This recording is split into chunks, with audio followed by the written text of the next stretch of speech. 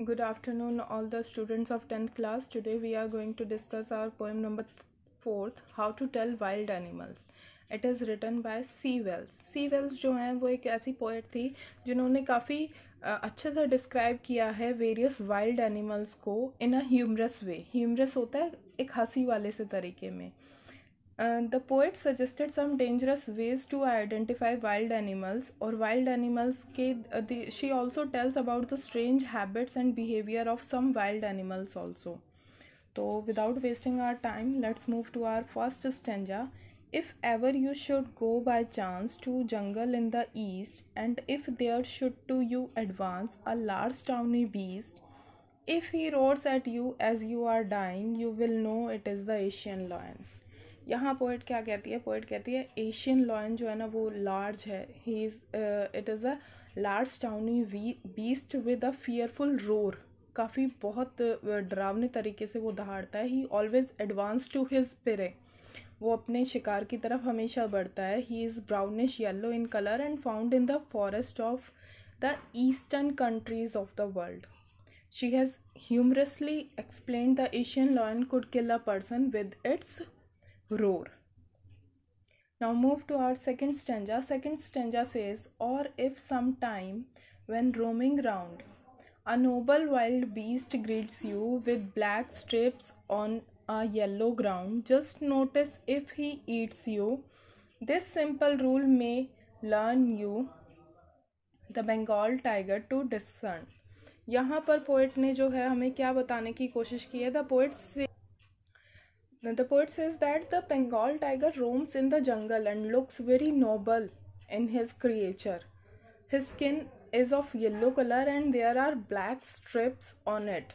A tiger always attacks silently and ready to eat his victim. यानी वो हमेशा अपने शिकार को जो है वो खाने के लिए तैयार रहता है और बड़ा ही साइलेंटली तरीके से आप पर अटैक करता है.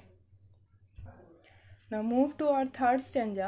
If strolling forth a beast you view, whose hide with sports is peppered, as soon as he has leapt on you, you will know it is the leopard. 'Twill do no good to roar with pain, he will only lap and lap again.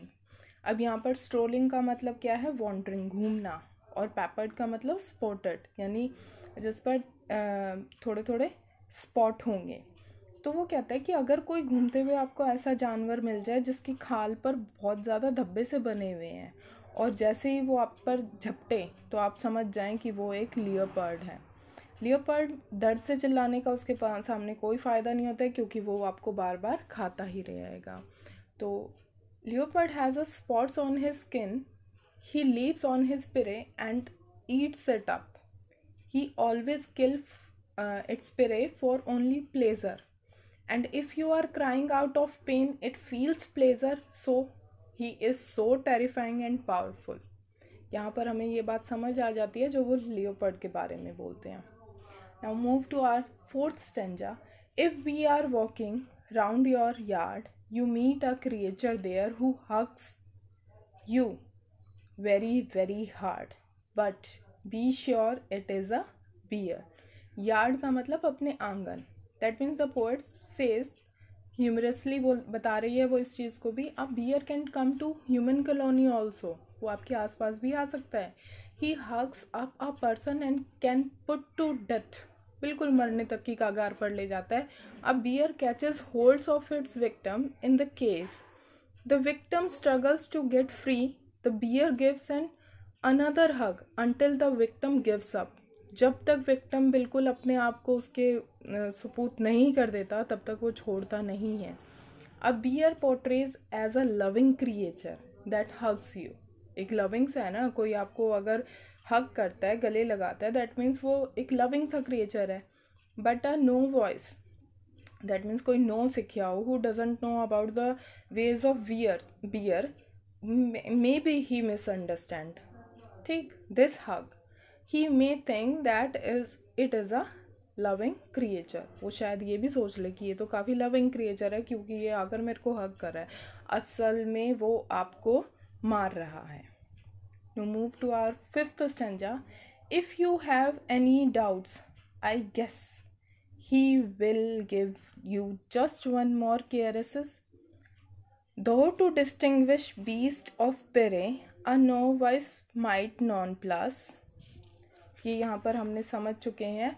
The crocodile always may tell from the hyena thus.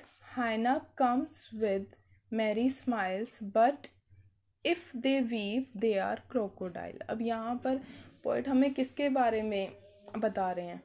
Poet हमें बता रहे हैं crocodile के बारे में. The crocodile has a tier in his eyes. एक इनके बारे में कहावत भी है ना कि क्रोकोडाइल के आंसू मत छलकाओ. तो there is also a famous saying is associated with crocodile is that of shedding crocodile tears. It actually means the tears or expression of sorrow that are insincere. वो हकीकत के नहीं होते. ठीक. और इसी तरीके से यहाँ पर हाइना के बारे में जब बात किया गया है, अ बीस्ट ऑफ प्रे एक लकड़बग्गा टाइप का होता है जो काफ़ी खुश मिजाज होता है, मतलब देखने में काफ़ी ज़्यादा स्माइली सा लगेगा आपको. Hyena always look smiling and seems to be happy.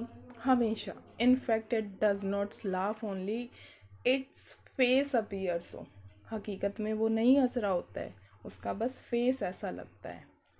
अब बात आ जाती है. The true chameleon is small, a lizard sort of thing. He hasn't any ear at all, not a single wing. If there is nothing on the tree, this is the chameleon you see. अब वो क्या कहते हैं? A chameleon always changes its colour. वो होता है ना गिरगिट. गिरगिट हमेशा अपने रंग बदलता है according to their surroundings. It looks like a lizard, but the difference between the two is that chameleon does not have ears or wings, और उसके होते हैं लीजार्ड के. The poet says that when there is nothing visible on the tree then there is the chameleon. जब तुम्हें कुछ ना दिखाई दे ट्री पर, तो इसका ये मतलब समझ जाना चाहिए कि आपने जो है वहाँ पर गिरगिट जो है वो आपको पक्का मिलेगा. आई होप आपको इसका पोएम का मीनिंग जो है वो अच्छे से समझ आ चुका होगा. ठीक. Thank you for the watching.